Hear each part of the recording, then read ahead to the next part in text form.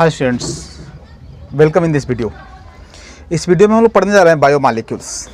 देखो, बायोमॉलिक्यूल्स में हम स्टडी करते हैं organic molecules involve in biological reaction.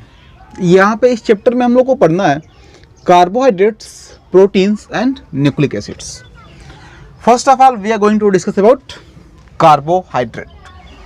All of you knowing about carbohydrate. Carbohydrate are made up of carbon, hydrogen and oxygen. Generally हम कहते हैं the compound which are made up of carbon, hydrogen and oxygen are called carbohydrate. But इस definition से हम इसको completely explain नहीं कर सकते। इसको हम कहते हैं carbohydrate are compound which have ketone or aldehyde group and same time having more than one OH group. आप कह सकते हो polyhydroxy aldehyde and ketone, aldehyde and ketones. Polyhydroxy aldehydes and ketones are known as carbohydrate. Means ऐसे compound जिनके पास more than one OH group होता है और एटलीस्ट वन CHO और C1O होता है, मतलब एल्डिहाइड या कीटोन होता है, उसी को हम कहते हैं कार्बोहाइड्रेट। कार्बोहाइड्रेट का मतलब हो गया इसके पास C+O, CHOH and like this structure होना चाहिए, या फिर इसके पास होना चाहिए CHO, CHOH लाइक दिस। तो इस तरह का स्ट्रक्चर जिस कंपाउंड में होता है उसी कंपाउंड को हम कहते हैं कार्बोहाइड्रेट। कार्बोहाइड्रेट मीन्स, आप सिंपल वे में याद रखिए, carbohydrate means polyhydroxy aldehyde and ketone. Then carbohydrates are further classified into three major types, three main types. First is monosaccharide,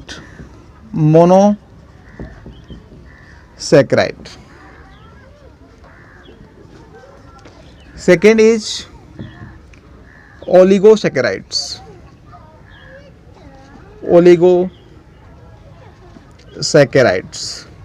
and third is polysaccharide.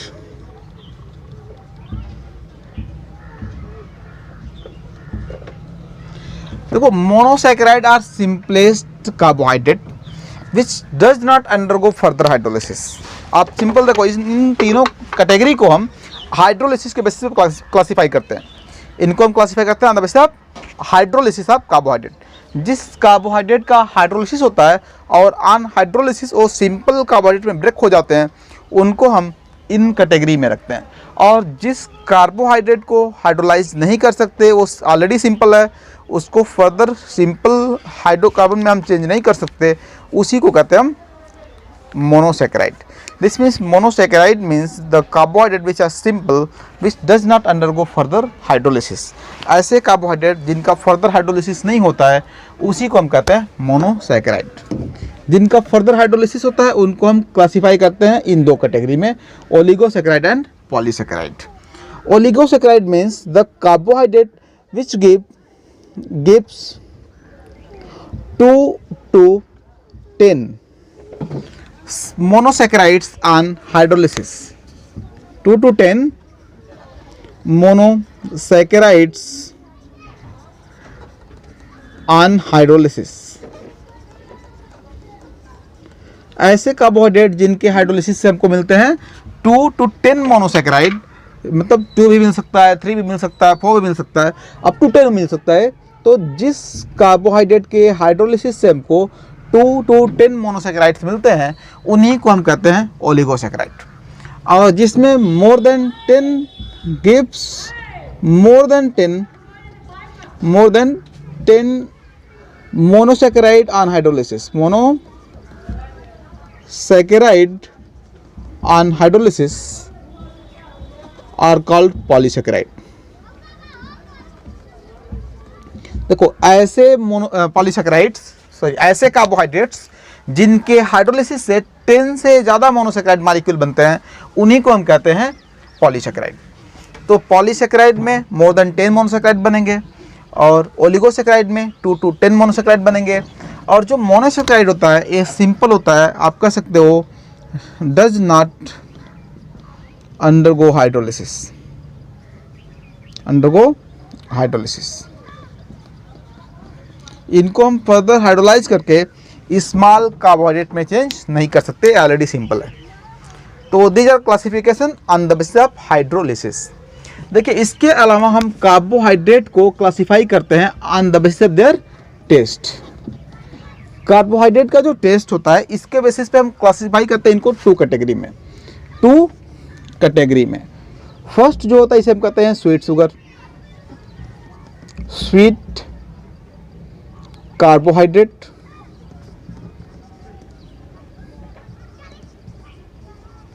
Sweet carbohydrate means ऐसे carbohydrates जिनका taste sweet होता है, जो मीठे होते हैं test में, उनको हम कहते हैं स्वीट कार्बोहाइड्रेट। इन्हीं को शुगर कहा जाता है। These are also known as sugar. दूसरा कैटेगरी होता है non sweet carbohydrate, non sweet carbohydrate. Non sweet carbohydrate means ऐसे कार्बोहाइड्रेट जिनका टेस्ट स्वीट नहीं होता, जिनका टेस्ट मीठा नहीं होता है, उनको हम कहते हैं नॉन स्वीट कार्बोहाइड्रेट। इसी को हम कहते हैं non sugar. Non sugar means carbohydrate are classified into two category on the basis of taste, sugar and non sugar. देखो शुगर वो कार्बोहाइड्रेट हैं जो इन दोनों कैटेगरी में आ रहे हैं। मोनोसेक्राइड एंड ओलिगोसेक्राइड की जो कैटेगरी है ये होते हैं स्वीट, यानी कि आप इसमें कह सकते हो this category include monosaccharides, monosaccharides and oligosaccharides. Monosaccharide and oligosaccharide taste में स्वीट होते हैं, इसलिए इनको हम कहते हैं स्वीट शुगर, स्वीट कार्बोहाइड्रेट या शुगर। और जो पॉलीसेक्राइड होते हैं ये स्वीट नहीं होते हैं, इसलिए इनको हम कहते हैं नॉन शुगर। तो पॉलीसेकेराइड को हम नॉन स्वीट शुगर कहते हैं, सॉरी नॉन स्वीट कार्बोहाइड्रेट कहते हैं, और मोनोसेक्राइड एंड ओलिगोसेक्राइड को हम कहते हैं शुगर। तो ये जो क्लासिफिकेशन है this is based on test.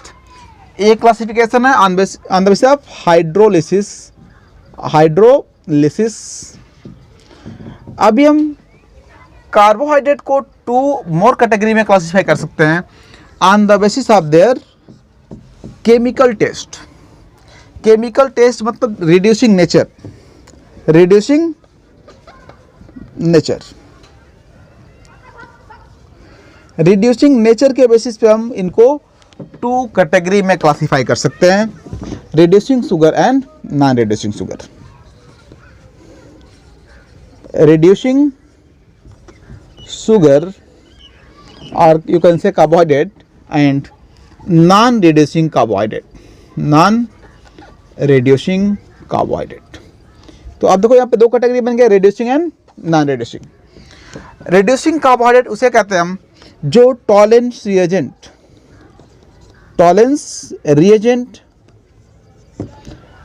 Benedict solution या Fehling solution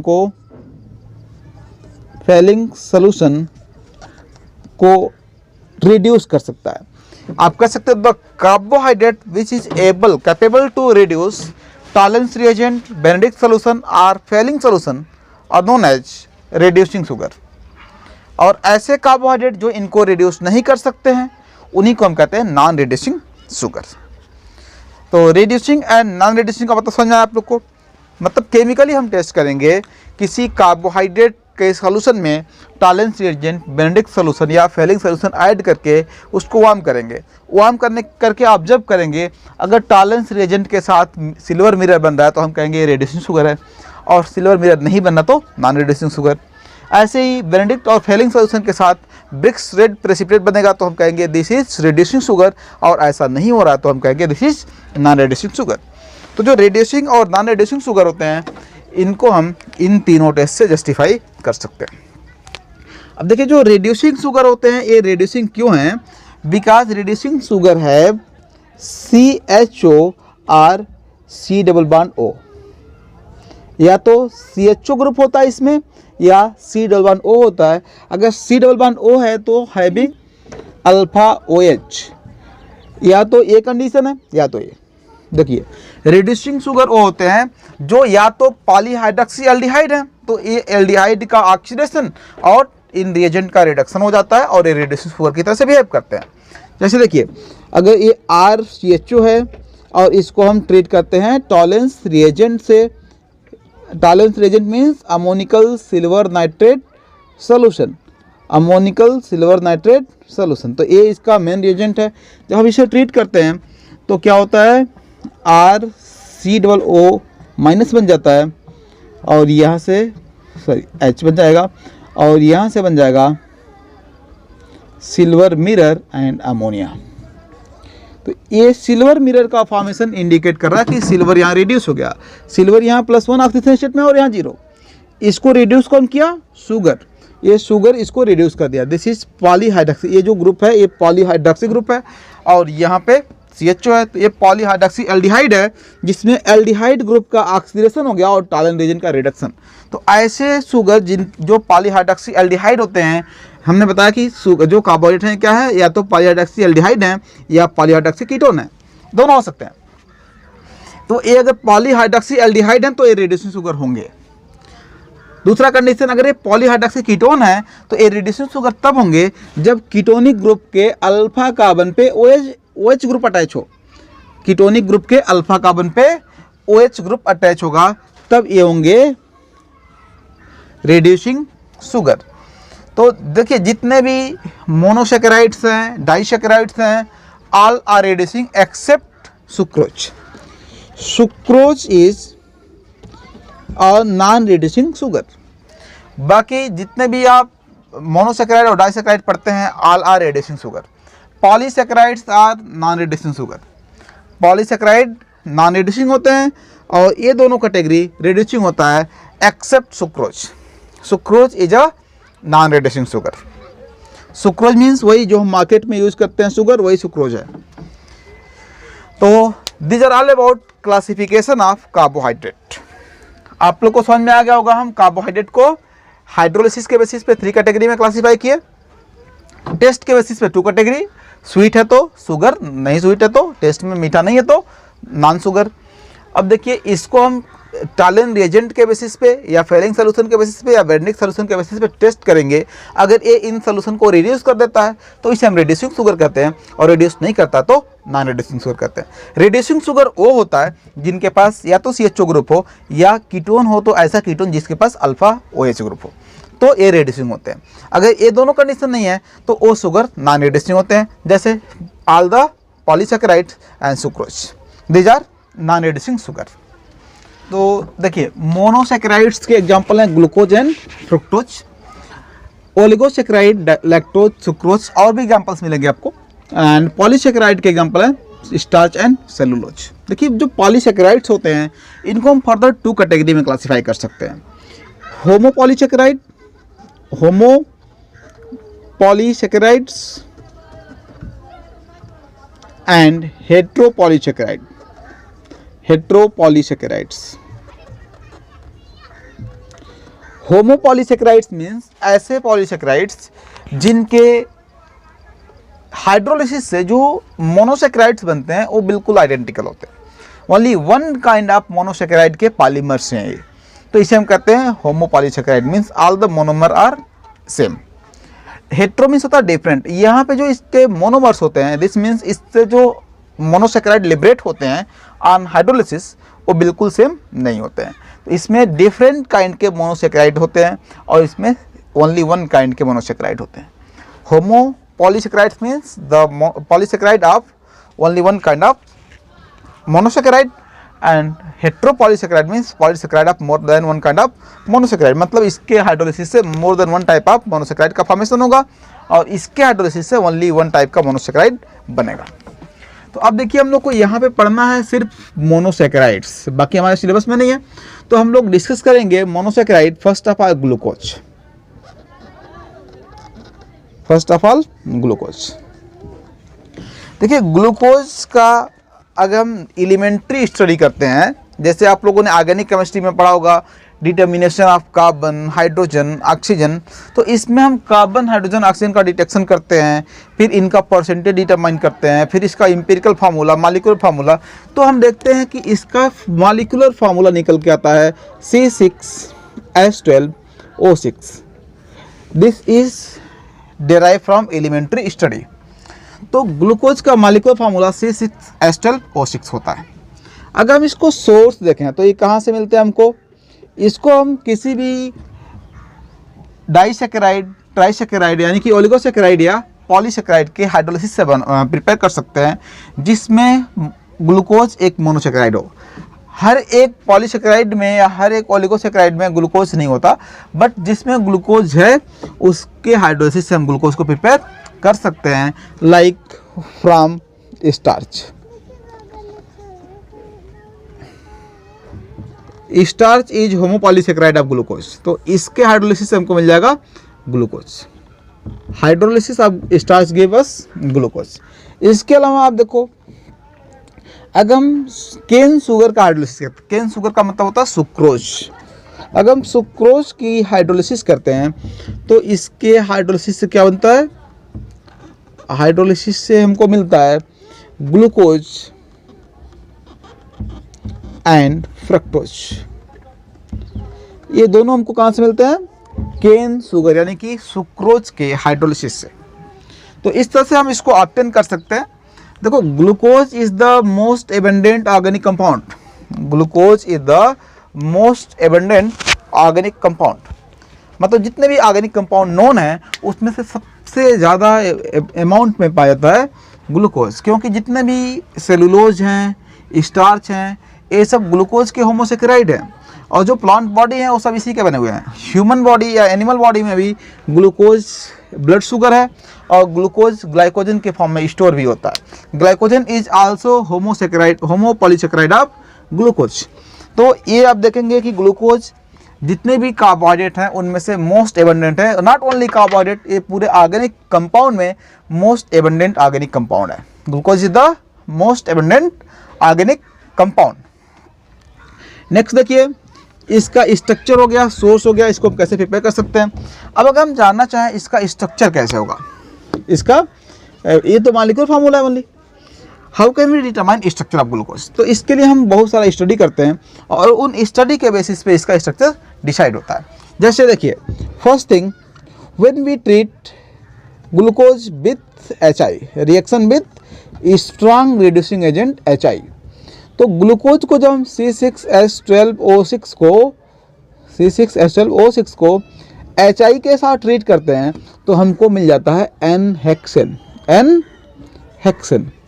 N-हेक्सेन means N for normal, hexane means 6 member alkane, तो नॉर्मल मीन्स स्ट्रेट चेन। तो अगर हमको ग्लूकोज के रिडक्शन से एक स्ट्रेट चेन हेक्सेन मिलता है, इसका मतलब ये हुआ कि ग्लूकोज का जो ये 6 कार्बन है वो एक स्ट्रेट लाइन में ज्वाइन होकर चेन बनाया है, इसमें कोई ब्रांचिंग नहीं है। सेकेंड थिंग, अगर हम इसको रिएक्ट करते हैं, इसको हम ट्रीट करते हैं एसिटिक एनहाइड्राइड के साथ, reaction with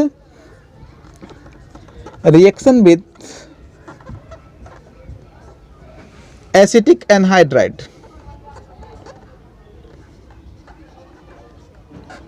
acetic anhydride means CH3COOCO-CH3।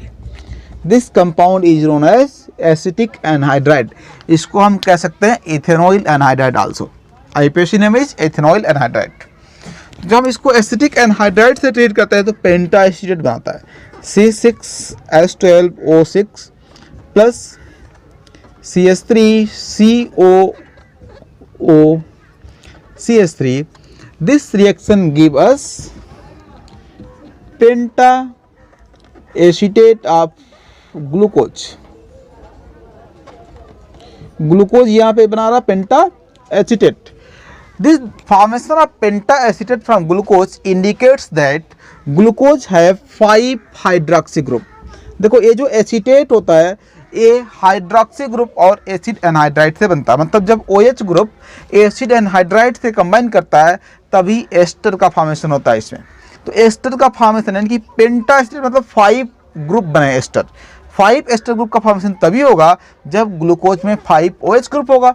This means this reaction indicate that glucose have 5 OH group.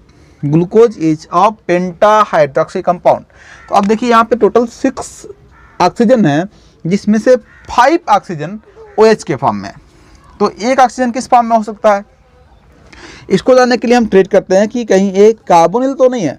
तो इसके लिए हम इसको ट्रीट कर देते हैं हाइड्रोक्सिल अमाइन के साथ, NH2OH के साथ, या फिर इसको हम ट्रीट कर देते हैं HCN के साथ। तो ग्लूकोज इनके साथ एडिशन रिएक्शन देता है, और इनका एडिशन रिएक्शन देता है ओनली एल्डिहाइड एंड कीटोन। तो एक कार्बोनिल ग्रुप प्रेजेंट रहेगा तभी इनका एडिशन रिएक्शन पॉसिबल है, और ग्लूकोज इनके साथ एडिशन देता है। C6H12O6 को जब हम NH2OH से ट्रीट करते हैं तो इससे मिल जाता है हमको ऑक्जिम ऑफ ग्लूकोज। ये इंडिकेट करता है कि ग्लूकोज में कार्बोनिल ग्रुप है। अगर हम इसी ग्लूकोज को ट्रीट कर दिए HCN के साथ, it also give addition reaction to give cyanohydrin of glucose. तो साइनोहाइड्रिन का फॉर्मेशन भी ये इंडिकेट करता है कि ग्लूकोज हैव कार्बोनिल ग्रुप। ये दोनों रिएक्शन ये इंडिकेट कर रहे हैं कि ग्लूकोज में कार्बोनिल ग्रुप है। तो अगर ग्लूकोज के 5 का ऑक्सीजन किसके फॉर्म में, OH के फॉर्म में, क्योंकि पेंटाएसिटेट बना रहा है, और एक ऑक्सीजन कार्बोनिल ग्रुप में है, तो ये टोटल 6 ऑक्सीजन हो गए। यानी कि ये एक कार्बोनिल ग्रुप और 5 OH ग्रुप कंटेन कर रहा है कौन, ग्लूकोज। अब इसमें अगर आपको डिसाइड करना है कि कोई OH प्राइमरी है या नहीं, या हमको डिसाइड करना है कि जो कार्बोनिल है एक कीटोन है या एल्डिहाइड, तो इसके लिए हम क्या करेंगे, ग्लूकोज को ट्रीट कर देते हैं ब्रोमीन वाटर से। Bromine water is an oxidizing agent.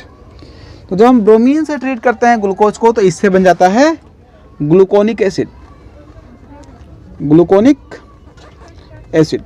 Formation of gluconic acid ये इंडिकेट करता है कि कार्बोनिल ग्रुप है, that is aldehyde group. Carbonyl group is aldehyde group. जो कार्बोनिल ग्रुप है वो एल्डिहाइड ग्रुप है, जिसको वीक ऑक्सीडाइजिंग एजेंट ब्रोमीन भी ऑक्सीडाइज कर सकता है। नेक्स्ट देखिए, अगर हम ग्लूकोज को ट्रीट करते हैं नाइट्रिक एसिड के साथ स्ट्रॉन्ग ऑक्सीडाइजिंग एजेंट से, तो इससे बन जाता है साइक्रिक acid.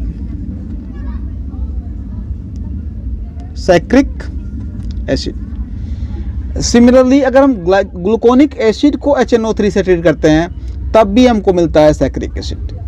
This means gluconic acid and glucose both have one primary OH group. देखो, एक जो एल्डिहाइड ग्रुप है उसको ये ब्रोमीन वाटर भी ऑक्सीडाइज करके कार्बोक्सिलिक ग्रुप में चेंज कर देगा, और यहाँ पे ग्लूकोज लिया हमने तो ग्लूकोज में एल्डिहाइड ग्रुप भी होगा, लेकिन 2 कार्बोक्सिलिक होता है। साइक्रिक एसिड में 2 कार्बोक्सिलिक ग्रुप होता है। ये होता है इसका फार्मूला COOH, बीच में 4 कार्बन है और चारों कार्बन पे OH ग्रुप है। आप इसे लिख सकते हो CHOH4।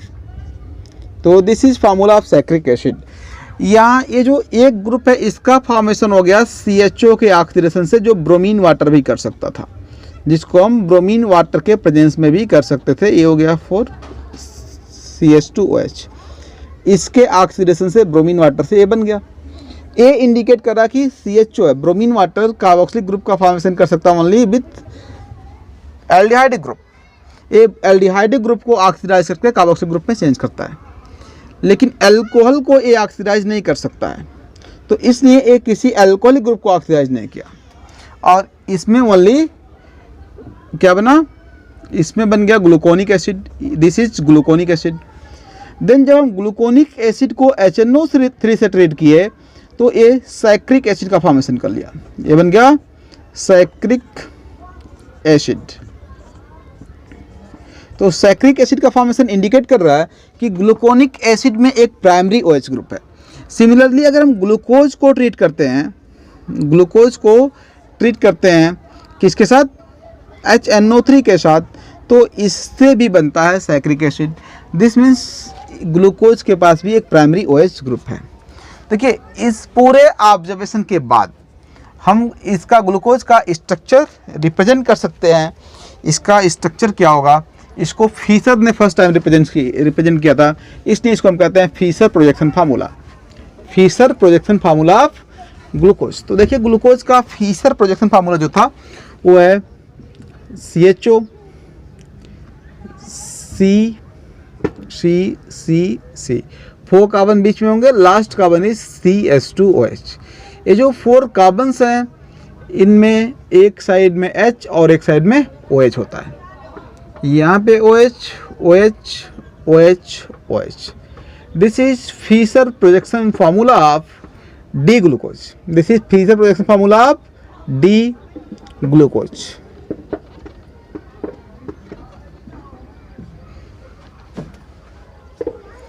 ओके, अब देखो ये जो कैपिटल डी है, दिस इज रिलेटिव कॉन्फ़िगरेशन जो हम लास्ट कायरल कार्बन से निकालते हैं। लास्ट कायरल कार्बन में अगर OH राइट साइड में है तो D लिखते हैं और OH लेफ्ट साइड में है तो L लिखते हैं। तो दिस इज डी ग्लूकोज। और ये जो प्लस साइन है, this is absolute configuration of glucose. ये इंडिकेट करता है कि ये जो ग्लूकोज है this is dextro rotatory, this is dextro rotatory molecule.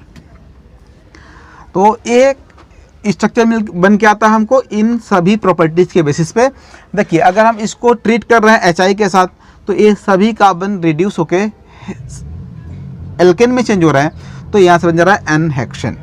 अगर हम इसको ट्रीट कर रहे हैं एसिटिक एनहाइड्राइड के साथ तो ये देखिए 1 2 3 4 5 OH ग्रुप हैं, इन सभी OH ग्रुप पे एस्टरिफिकेशन हो रहा है और इससे बन जा रहा है पेंटा एसीटेट। अगर हम इसको ट्रीट कर रहे हैं ग्लूकोज को NH2OH के साथ यानी कि हाइड्रोक्सिल अमाइन के साथ, तो इससे बन जा रहा है आर्जिम। आर्जिम का मतलब हो गया जो C डबल बॉन्ड O है, यहाँ पे बन गया C डबल बॉन्ड ONOH और ये CHOH ऐसे ही एग्जिस्ट करेगा और लास्ट कार्बन CH2OH के फॉर्म में। दिस इज आर्जिम ऑफ ग्लूकोज। ऐसे जब हम इसको साइनोहाइड्रिन से ट्रीट कर रहे हैं तो सॉरी इसको हम HCN से ट्रीट कर रहे हैं तो बन जा रहा है साइनोहाइड्रिन।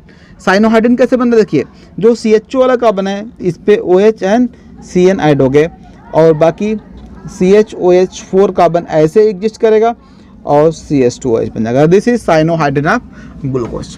तो इन सब के फॉर्मेशन को हम इस स्ट्रक्चर से एक्सप्लेन कर सकते हैं और इसका स्ट्रक्चर भी डिस्क्राइब कर सकते हैं with the help of alpha D glucose, structure of alpha D glucose.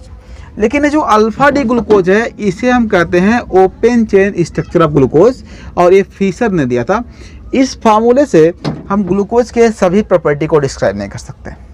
जैसे glucose does not give addition reaction with NaHSO3, sodium hydrogen sulphide के साथ एक एडिशन रिएक्शन नहीं देता है, जबकि अगर हम एल्डिहाइड और कीटोन की स्टडी करते हैं तो सभी एल्डिहाइड ये एडिशन देते हैं। ये अमोनिया के साथ एडिशन रिएक्शन नहीं देता है ग्लूकोज, बाकी एल्डिहाइड एडिशन रिएक्शन देते हैं विथ अमोनिया आल्सो। जो इसका पेंटा एसीटेट बनता है इसमें देखिए पेंटा एसिड के फॉर्मेशन में CHO ग्रुप इन्वॉल्व नहीं हुआ है, CHO ग्रुप इज फ्री, सिर्फ इन पांचों OH का एस्टरिफिकेशन हुआ। जो CHO है वो फ्री होगा और फ्री है तो उसको एडिशन रिएक्शन देना चाहिए। अगर हम पेंटा एसीटेट को ट्रीट करते हैं हाइड्रोक्सिल अमाइन से तो ये एडिशन रिएक्शन नहीं देता है। तो ये जो रिएक्शन है ये इंडिकेट कर रहे हैं कि ग्लूकोज का एक करेक्ट स्ट्रक्चर नहीं है, क्योंकि इस स्ट्रक्चर से ग्लूकोज के सभी प्रॉपर्टी को हम एक्सप्लेन नहीं कर सकते। एक चीज़ और ऑब्जर्व किया था ग्लूकोज में म्यूटा रोटेशन मीन्स होता है किसी ऑप्टिकली एक्टिव कंपाउंड के सोल्यूशन को अगर हम रखते हैं तो टाइम के साथ उसकी ऑप्टिकल रोटेशन की वैल्यू चेंज होती जाती है। तो ये कंडीशन ग्लूकोज के साथ भी होता है, यानी कि ये जो ग्लूकोज का मॉलिक्यूल है इसमें किसी तरह की चेंजिंग होती है जो यहाँ से एक्सप्लेन नहीं हो पा रहा। इसमें ऑप्टिकल रोटेशन इसका तभी चेंज होगा जब इसका स्ट्रक्चरल प्रॉपर्टी चेंज होता है। स्ट्रक्चरल प्रॉपर्टी चेंज होता है जो यहाँ से डिस्क्राइब नहीं हो रहा है। तो म्यूटा रोटेशन क्यों होता है ये भी इस स्ट्रक्चर से डिस्क्राइब नहीं हो पाता है। अगर हम ग्लूकोज के क्रिस्टल का स्टडी करते हैं तो ग्लूकोज अल्फा एंड बीटा दो क्रिस्टलाइन फॉर्म में पाया जाता है। अल्फा एंड बीटा दो अलग अलग क्रिस्टलाइन फॉर्म में ग्लूकोज एग्जिस्ट करता है। बीटा का ऑप्टिकल रोटेशन 19 डिग्री होता है क्लॉकवाइज और अल्फा का होता है 110 10 डिग्री क्लॉकवाइज। तो ये जो ऑप्टिकल रोटेशन है, दो अलग अलग ऑप्टिकल आइसोमर के फॉर्म में पाए जाते हैं डी ग्लूकोज, जो इस स्ट्रक्चर से डिस्क्राइब नहीं हो रहा है। तो इन सभी प्रॉपर्टीज को डिस्क्राइब करने के लिए, जो इस ओपन चेन स्ट्रक्चर से डिस्क्राइब नहीं हो पाता है, इसको डिस्क्राइब करने के लिए हम ग्लूकोज के अलग स्ट्रक्चर का स्टडी करते हैं, जो हम कहते हैं Haworth projection formula. Haworth projection formula जो है उसी को हम कहते हैं pyranose ring structure of glucose. Pyranose ring structure of glucose. Pyranose ring structure को हम ग्लूकोपाइरेनोज भी कहते हैं, ग्लूकोपाइरेनोज भी कहते हैं। और ये पायरिन एक कंपाउंड है, पायरिन के सिमिलर होने की वजह से इसे हम कहते हैं पाइरेनोज। इसमें देखिए क्या होता है, अकॉर्डिंग टू हार्थ, देखो यहाँ पे दो स्ट्रक्चर है, एक टॉलन ने दिया था, टॉलन ने कहा था कि ये जो फोर्थ कार्बन है इसका OH इसके साथ रिंग बना लेगा। अगर फोर्थ कार्बन रिंग बनाएगा तो 5 मेंबर रिंग बनेगा, और जो 5 मेंबर रिंग बनता है उसे हम कहते हैं फ्यूरेन, तो उसे फ्यूरेनोज कहते हैं। लेकिन फ्यूरेनोज से इसके सभी प्रॉपर्टी एक्सप्लेन नहीं होते हैं, इसलिए हम ज़्यादा अप्रोप्रिएट स्ट्रक्चर समझते हैं किसको, पाइरेनोज को। पाइरेनोज में क्या कहा गया कि ये जो इसका 5th कार्बन है, देखिए इसका नंबरिंग करेंगे हम 1 2 3 4 5 6, ये जो 5th कार्बन है इसका OH इस कार्बोनिल पे अटैक करता है, और इस कार्बोनिल का जो बॉन्ड है ये ब्रेक हो जाता है। इसके ब्रेकडाउन के साथ एक रिंग बन जाता है, और इस रिंग स्ट्रक्चर को आप ऐसे रिप्रेजेंट कर सकते हो, यहाँ से जुड़ गया कार्बन नंबर 4 का ऑक्सीजन, सॉरी 5 का, ये CH2OH बन गया, यहाँ पे H, ये O- बन गया, यहाँ पे H है। नेक्स्ट 4 कार्बन जैसे थे वैसे ही रहेंगे, यहाँ पे देखिए OH H OH H OH H। तो this are arrangement of carbons in this molecule. यहाँ पे देखिए इस ऑक्सीजन का लोन पेयर यूज हो गया बॉन्डिंग में, इस पे आ जाएगा पॉजिटिव चार्ज, तो इस पॉजिटिव चार्ज को न्यूट्रलाइज करने के लिए इलेक्ट्रॉन इधर आएगा, हाइड्रोजन यहाँ से मूव करके इस ऑक्सीजन पे आ जाएगा, तो ये भी OH ग्रुप में चेंज हो जाएगा। तो इसका स्ट्रक्चर बन जाएगा, यहाँ पे आ गया OH, यहाँ पे आ गया H, यहाँ से ये रिंग बना है और ये सीधा अटैच हो गया कार्बन नंबर 5 से। कार्बन नंबर 6 यहाँ पे CH2OH के फॉर्म में एग्जिस्ट कर रहा है। अब बीच में बचे यहाँ पे 3 कार्बन OH OH OH, ये इसका स्ट्रक्चर हो गया। देखिए जो ये OH बना किससे, साइक्लाइजेशन से। जब इसका रिंग बन रहा था तो जो कार्बोनिल ग्रुप है ये OH में कन्वर्ट हो गया, तो जो एक कार्बोनिल ग्रुप से OH बना, अगर ये OH लेफ्ट साइड में है तो इसे हम कहते हैं beta D glucose, this is beta D glucose.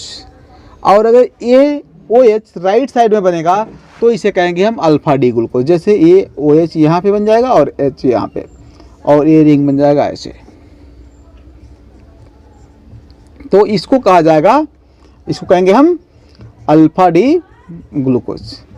तो ये हो गया आपका alpha D glucose, alpha D glucose.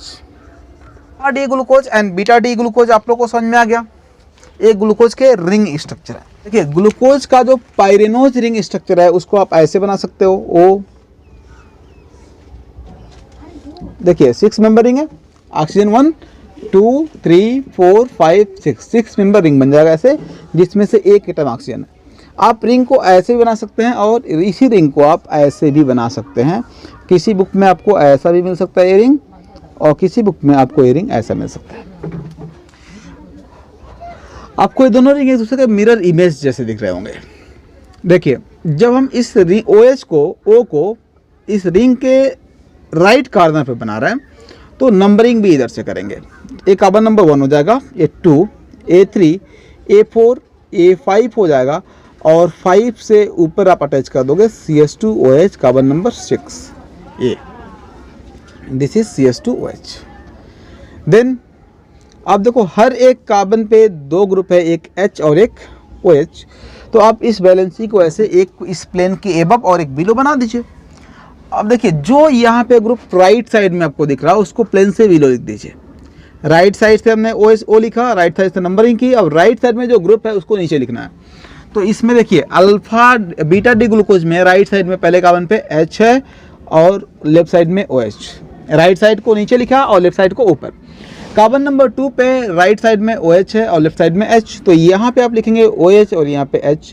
Carbon number 3 पे राइट साइड में H और लेफ्ट में OH, तो यहाँ पे H आ जाएगा और यहाँ पे OH आ जाएगा। कार्बन नंबर 4 पे OH राइट लेफ्ट साइड में है तो नीचे, सॉरी राइट साइड में है तो नीचे, और लेफ्ट साइड में H है तो ऊपर। कार्बन नंबर 5 का OH रिंग में इन्वॉल्व हो गया जो यहाँ पे आ गया, और कार्बन नंबर 5 पे एक H है जिसको आप यहाँ लिख देंगे।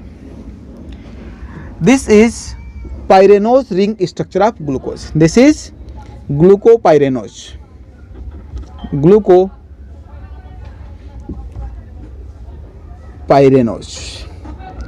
And this is beta D glucose. This is glucopyranose structure of beta D glucose.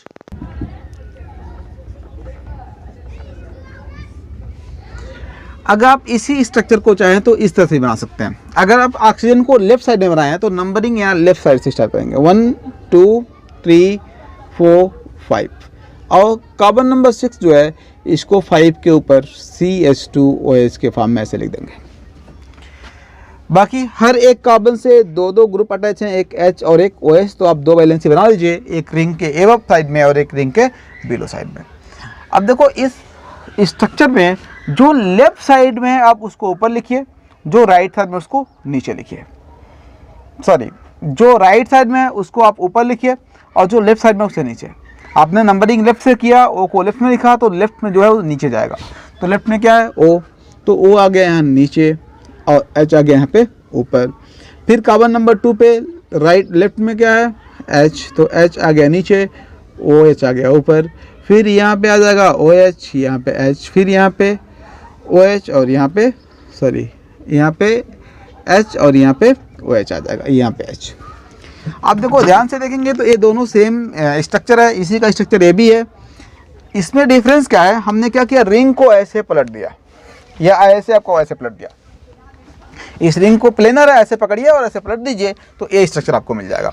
ऐसे पकड़िए रिंग को और ऐसे पलट दीजिए तो आपको ए स्ट्रक्चर मिल जाएगा। दोनों स्ट्रक्चर सही हैं और दोनों बीटा डी ग्लूकोज हैं। आप यहाँ से बना सकते हो। इसे हम कहते हैं ring structure of sorry Fischer representation of furanose structure of glucose, and this is Haworth projection formula of furanose structure of glucose. देखिए ये हो गया आपका बीटा डी ग्लूकोज। अब अगर हम अल्फा डी ग्लूकोज बनाते हैं तो क्या करते हैं, ध्यान से देखेंगे, यहाँ पे सभी स्ट्रक्चर सिमिलर बना दीजिए आप, सिर्फ OH के ओरिएंटेशन में चेंजिंग आना है। क्योंकि बीटा डी ग्लूकोज और अल्फा डी ग्लूकोज में डिफरेंस कहाँ है, कार्बन नंबर 1 पे जो OH है बीटा डी ग्लूकोज में लेफ्ट साइड में है और अल्फा डी ग्लूकोज में राइट साइड में है। तो जो राइट साइड में है, अगर हम ए रिंग बनाए हैं तो जो राइट साइड में है लिखना है और जो लेफ्ट साइड में उसे ऊपर। तो आप नंबरिंग कर दो, एक कार्बन नंबर 1 2 3 4 5। ये राइट साइड में O है, O यहाँ राइट साइड में है तो राइट साइड से नंबरिंग किया हमने, और राइट साइड में जो ग्रुप है उसको नीचे लिखेंगे। तो राइट साइड में कौन सा ग्रुप है, देखिए राइट साइड में OH है, यहाँ पे हमने OH लिख दिया। फिर कार्बन नंबर 2 पे भी राइट साइड में OH है, यहाँ पे हमने OH लिख दिया। कार्बन नंबर 3 पे लेफ्ट साइड में OH है तो ऊपर लिख दीजिए आप, और कार्बन नंबर 4 पे राइट साइड पे तो यहाँ लिख दीजिए। This is alpha D glucose, alpha D glucose. तो ये अल्फा डी ग्लूकोज हो गया और ये बीटा डी ग्लूकोज। दोनों को आप ऑब्जर्व के ध्यान से देखिए तो इसका दोनों स्ट्रक्चर बिल्कुल सेम है। कार्बन नंबर 1 पे जो ओरिएंटेशन ऑफ OH है ये चेंज हो रहा है ओनली। कार्बन नंबर 1 पे जो ओरिएंटेशन होता है ये चेंज होता है। इस तरह से जब साइक्लाइजेशन होता है और साइक्लाइजेशन के टाइम पे OH के ओरिएंटेशन में चेंज होने से जो आइसोमर बनते हैं, जैसे यहाँ पे दो आइसोमर बने alpha D glucose and beta D glucose, इस तरह के आइसोमर के पेयर को कहते हैं हम anomers. Anomers, alpha D glucose and beta D glucose are anomer of each other. देखिए एक और टर्म यहाँ पे यूज होता है epimer. Epimer, epimers means the isomer arise in the carbohydrates due to change of the orientation of OH and H at a particular carbon. किसी भी particular carbon पे, जैसे यहाँ पे देखिए, समझिए ये OH राइट साइड में है, इसी को रोटेट करके इस OH को लेफ्ट में कर दीजिए और H को राइट में, बाकी सब ग्रुप को ऐसे छोड़ दीजिए, तो इसे हम ईपीमर कहेंगे। जैसे आप एक बार समझो इसको, ये आपका अल्फा डी ग्लूकोज है, नंबरिंग करिए 1 2 3 4 5। अब अल्फा डी ग्लूकोज के कार्बन नंबर 4 पे जो OH है राइट साइड में, उसको लेफ्ट साइड में कर दीजिए, बाकी सब कुछ वैसे ही रहने दीजिए। तो ये बन जाएगा C4 epimer of glucose, C4 epimer of glucose. C4 epimer of glucose जो बनेगा उसको आप देखो ऐसे, अगर रिंग में बनाना चाहते हैं आप तो ऐसे ही बनाएंगे बिल्कुल। ये 6 मेंबर रिंग हो गया, हर एक कार्बन पे 2 वैलेंसी हो गई। ओके, लास्ट कार्बन नंबरिंग यहाँ से करेंगे राइट साइड से, क्योंकि राइट में O है, तो 1 2 3 4 5 और 6 नंबर कार्बन को यहाँ पे लिख देंगे आप CH2OH। अब देखिए क्या करना है आपको, हर एक ग्रुप को यहाँ पे आप जो करेंगे ध्यान से, जो राइट साइड में उसको नीचे लिखना है और जो लेफ्ट साइड में उसको ऊपर।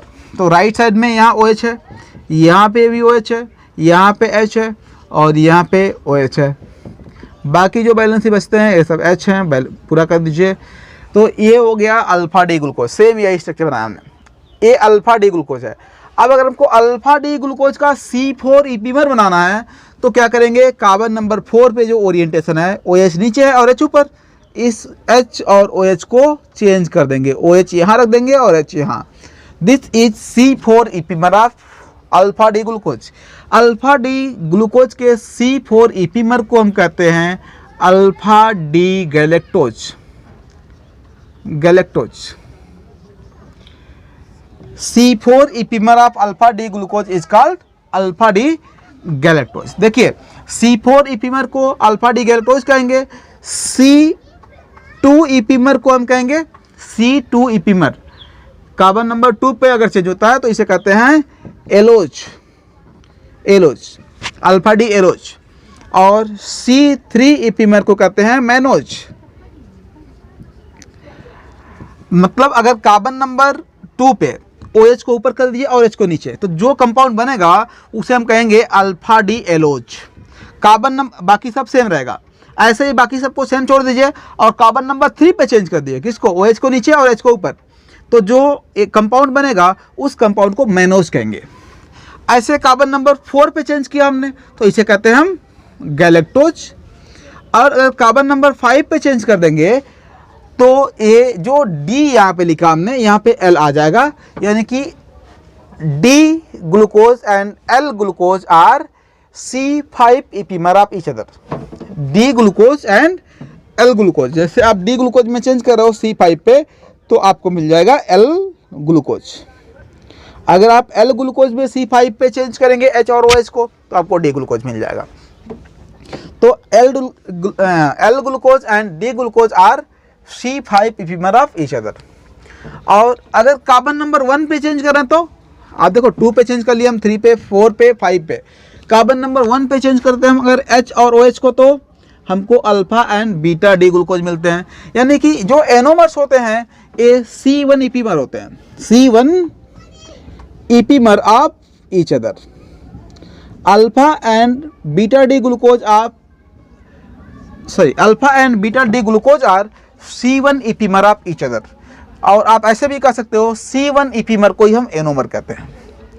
तो ये ग्लूकोज आप लोग को समझ में आ गया होगा, ग्लूकोज का कंप्लीट स्ट्रक्चर और इसके प्रॉपर्टीज भी, इसके रिएक्शन भी। अब यहाँ पे हमको एक चीज़ और समझना है ग्लूकोज के बारे में, that is mutarotation. We are going to discuss mutarotation. म्यूटा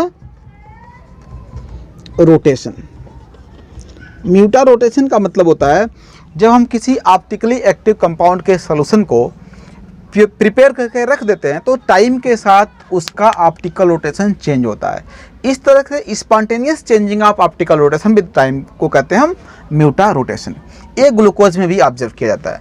देखिए जब ग्लूकोज को हम देखते हैं बीटा डी ग्लूकोज को, तो बीटा डी ग्लूकोज का जो प्योर ग्लूकोज सोल्यूशन होता है वो 19 डिग्री क्लॉकवाइज रोटेशन शो करता है, और जो अल्फा डी ग्लूकोज का प्योर सोल्यूशन होता है 110 डिग्री क्लॉकवाइज रोटेशन शो करता है। यानी कि ये जो बीटा डी ग्लूकोज है ये कितना शो कर रहा है 19 डिग्री क्लॉकवाइज, प्लस का मतलब क्लॉकवाइज होता है। और जो बीटा डी ग्लूकोज है ये कितना शो कर रहा है, sorry this is beta D glucose 19 degree. Alpha D glucose show करेगा, ये अल्फा डी ग्लूकोज है, ये शो करेगा 110 डिग्री क्लॉकवाइज रोटेशन। दोनों के ऑप्टिकल रोटेशन में डिफरेंस है। अब देखिए इसका जब प्योर सॉल्यूशन हम रखते हैं, हम क्या कर रहे हैं, अल्फा डी ग्लूकोज का प्योर सॉल्यूशन प्रिपेयर कर रहे हैं और उसका ऑप्टिकल रोटेशन मेजर कर रहे हैं, तो मिल रहा है हमको 110 डिग्री और फिर इसको रख दे रहे हैं। अगर हम इसको रख के 7 to 8 आवर छोड़ देते हैं तो इसका ऑप्टिकल रोटेशन चेंज हो जाता है और ये 52.5 डिग्री क्लॉकवाइज रोटेशन शो करता है। मीन्स जब हमने सॉल्यूशन को प्रिपेयर किया, जब प्योर अल्फा डी ग्लूकोज लिया, वाटर में डिजॉल्व किया और उसकी ऑप्टिकल रोटेशन मेजर की तो 110 डिग्री था क्लॉकवाइज। लेकिन उसी सॉल्यूशन का ऑप्टिकल रोटेशन 7 से 8 घंटे के बाद कितना मिला हमको 52.5 डिग्री क्लॉकवाइज। सिमिलरली जब हम बीटा डी ग्लूकोज के ऑप्टिकल रोटेशन को मेजर किए इनिशियल टाइम पे, जब हम इसके प्योर क्रिस्टल को वाटर में डिजॉल्व करके सॉल्यूशन बनाए तो उस सॉल्यूशन की ऑप्टिकल रोटेशन थी 19 डिग्री क्लॉकवाइज। देन जब इस सॉल्यूशन को स्टैंड बाई कर दिए फॉर 7 to 8 आवर तो इसकी ऑप्टिकल रोटेशन चेंज होके आ गई 52.5 डिग्री। मतलब ए भी 52.5 डिग्री पे आ रहा है और ए भी। This means both are going to attain same equilibrium mixture. ये दोनों सेम इक्विलिब्रियम मिक्सचर को अटेंड कर रहे हैं। तो देखो बेटा रियल में होता क्या है, जब हम रियल में इसका सॉल्यूशन बना के रख देते हैं अल्फा डी ग्लूकोज का या किसी भी ग्लूकोज का, तो इसमें ये तीनों आइसोमर इक्विलिब्रियम में आ जाते हैं। कौन? Open chain structure alpha D glucose and beta D glucose. Open chain structure alpha D glucose and beta D glucose. Open chain structure का ऑप्टिकल रोटेशन होता है 52.5 डिग्री क्लॉकवाइज और अल्फा डी ग्लूकोज का होता है 110 degree clockwise. Beta D glucose का optical rotation होता है 19 डिग्री। जब हम इस सॉल्यूशन को प्रिपेयर करते हैं तो यहाँ पे 64% बीटा डी ग्लूकोज पाया जाता है। इक्विलिब्रियम जब ये अटेंड करेगा तो उस इक्विलिब्रियम मिक्सचर में 64% बीटा डी ग्लूकोज होगा, 36% अल्फा डी ग्लूकोज होगा और 0.02% होगा ओपन चेन स्ट्रक्चर। तो एक ग्लूकोज इन तीनों के मिक्सचर के फॉर्म में एग्जिस्ट करते हैं सॉल्यूशन में। 64% beta D glucose, 36% alpha D glucose and 0.02% open structure of glucose solution में एग्जिस्ट करता है। और इसका जो ओवरऑल ऑप्टिकल रोटेशन होता है वो 52.5 डिग्री सेल्सियस होता है। तो ग्लूकोज का म्यूटा रोटेशन समझ में आ गया आप लोग को। ये तीनों स्ट्रक्चर सही हैं और तीनों से ग्लूकोज के अलग अलग प्रॉपर्टी को डिस्क्राइब करते हैं और तीनों को कंबाइन करके हम ग्लूकोज के म्यूटा रोटेशन को डिस्क्राइब करते हैं। These are all about glucose.